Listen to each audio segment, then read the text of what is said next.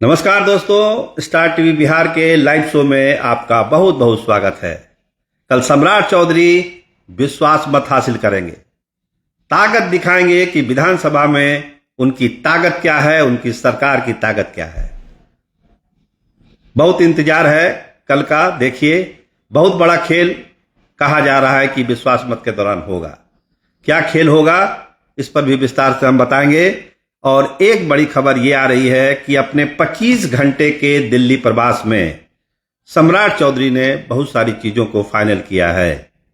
और उसमें एक सबसे बड़ी खबर यह है कि जो नीतीश कुमार के चहेते अधिकारी, मुख्यमंत्री कार्यालय सीएमओ जिसको कहा जाता है, वहां से हटाए जाएंगे, बदले जाएंगे। सम्राट चौधरी के आसपास जो अभी अधिकारी आप दिख रहा है आपको, जो नीतीश कुमार के साथ तो दिखते ही दिखते थे, उन अधिकारियों का तबादला होगा और एक नई अधिकारियों की टीम आपको बहुत जल्द सम्राट चौधरी के आसपास दिखाई पड़ेगी। तो ये खबरें हैं, विस्तार से चलेंगे। पहले कि कल क्या क्या हो सकता है। विश्वास मत सम्राट चौधरी का, किसी से पूछिए, कुछ भी पूछिए, यही है कि बस औपचारिकता मात्र है। 201 विधायकों का समर्थन सम्राट चौधरी के साथ, तो विश्वास मत महज एक औपचारिकता है। लेकिन क्या ये 201 की ताकत बढ़ने वाली है? असली खेल वहीं से शुरू होगा।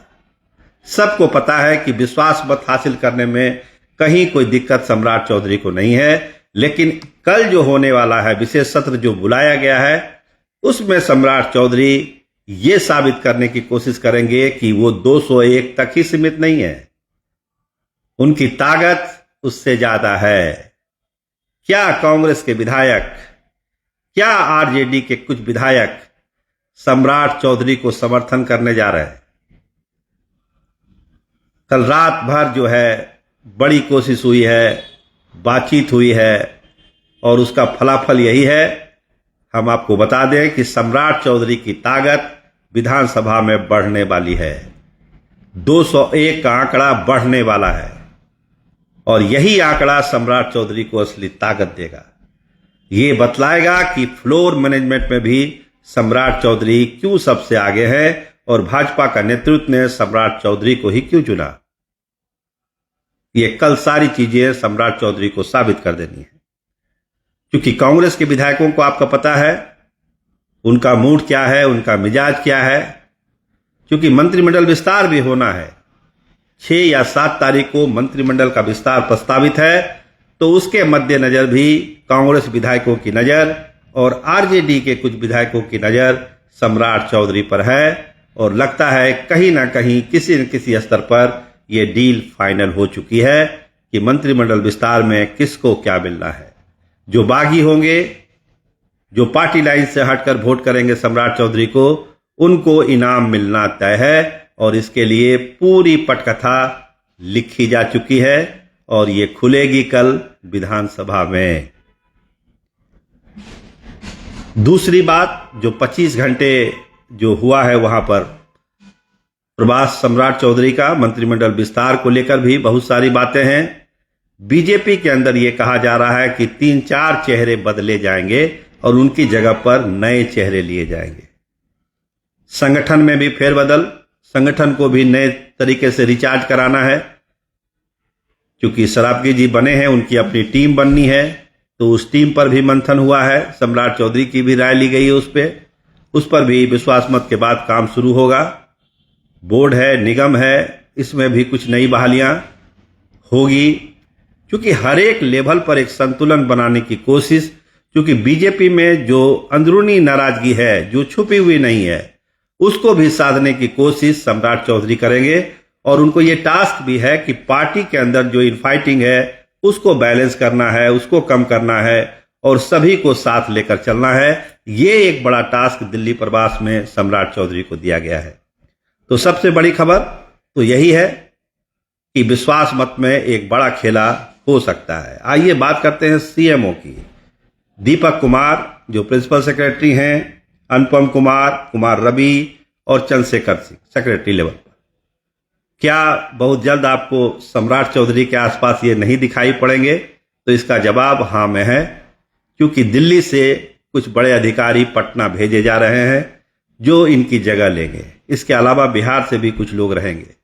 तो ये जो चौकड़ी है अब आपको बहुत दिन तक सम्राट चौधरी के आसपास नहीं दिखेगी, अगर कोई बड़ी बात नहीं हो गई तो, क्योंकि नीतीश कुमार के साथ ये चारों अधिकारी साए की तरह रहते थे। और जो बिहार के विकास का रोड मैप जो आप देखते हैं, उसको बनाने में इन अधिकारियों का भी बड़ा योगदान है, जो नीतीश कुमार के हर कथनानुसार इम्प्लीमेंट करते थे उनकी योजनाओं को, उनके सपने को। तो इन लोगों का अपना एक योगदान है। बहुत सारी प्लस माइनस हैं चीजें, वो अलग है, लेकिन एक काम करने का जो टेम्परामेंट था वो इन चारों अधिकारियों में था। लेकिन चूंकि सरकार बदली है तो चूंकि बहुत लोगों को लगता है कि सरकार तो बदल गई, लेकिन ये अधिकारी तो अभी भी है, सम्राट चौधरी के साथ है, तो बदला क्या? खैर, भाजपा अपने हिसाब से सारी चीजें फैसले करती है। तो इन अधिकारियों के जगह पर आपको बहुत जल्द अगले महीने नए अधिकारियों की एक फहरिस्त दिखाई पड़ेगी और सम्राट चौधरी के आसपास वही सब अधिकारी जो नए अधिकारी होंगे वो आपको देखने को मिल जाएंगे। तो ये सरकार के स्तर पर जो फेरबदल होना है, पार्टी के स्तर पर जो फेरबदल होना है, कुछ फैसले दिल्ली प्रवास के दौरान हुए हैं। हालांकि अमित शाह से मुलाकात नहीं हुई सम्राट चौधरी की, चूंकि अमित शाह बंगाल के चुनाव में व्यस्त थे। बहुत जल्द उनसे भी मुलाकात होगी, तभी मंत्रिमंडल विस्तार को अंतिम रूप दिया जाएगा कि किनको किनको मंत्री बनाना है। और एक चीज और समझ लीजिए, सुन लीजिए कि संघ जो है, संघ ने इस बार बहुत सारे नामों को वीटो किया है मंत्रिमंडल विस्तार में, और उसको इस बार बीजेपी को मानना ही पड़ेगा, क्योंकि सम्राट चौधरी को लेकर संघ में नाराजगी है, नो डाउट।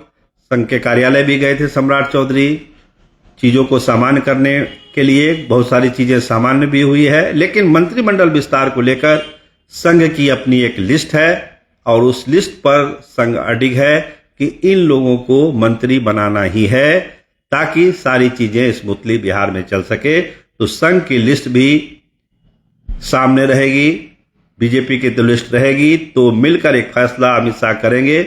जल्द ही 4 तारीख के बाद ये सारी चीजें होगी और आपको ये नजर आएगा कि किस तरह से बिहार में अगर सरकार बदली है तो बहुत कुछ बदली है। बहुत सारे डिसीजन ले रहे हैं सम्राट चौधरी। कैबिनेट की बैठक हुई थी, बड़े बड़े फैसले हुए हैं, नगर विकास में हुआ है, कॉरिडोर बनाने को लेकर हुआ है, एयरपोर्ट बनाने को लेकर हुआ है, बहुत सारे बड़े फैसले सम्राट की सरकार ने लिया है।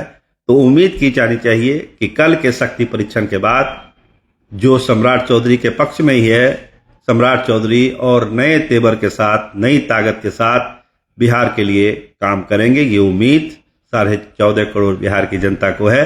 देखिए कल के बाद सम्राट के तेवर कैसे रहते हैं। आप देखते रहिए स्टार टीवी बिहार। कैमरामैन विमल यादव के साथ मैं सरोज सिंह। धन्यवाद, नमस्कार। हमारे चैनल को जरूर सब्सक्राइब करिए, फॉलो करिए और अपनी प्रतिक्रिया खबरों पर जरूर दीजिए। आपका बहुत धन्यवाद, आपका बहुत बहुत शुक्रिया।